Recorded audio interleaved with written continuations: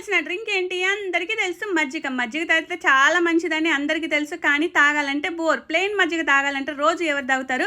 మరి గిట్లా ఇంట్రెస్టింగ్‌గా మసాలా చేసుకుందామా? ఇన్‌స్టంట్ మసాలా చేసుకున్నామంటే ఇంట్రెస్టింగ్ ఉంటుంది మజ్జిగ కూడా. ముందుగా పుదీనా, కొత్తిమీర, కరివేపాకు ఆరబెట్టేసుకోండి. కడిగి ఆరబెట్టేసుకున్నాక ఇలా డ్రై రోస్ట్ చేసేసుకోండి.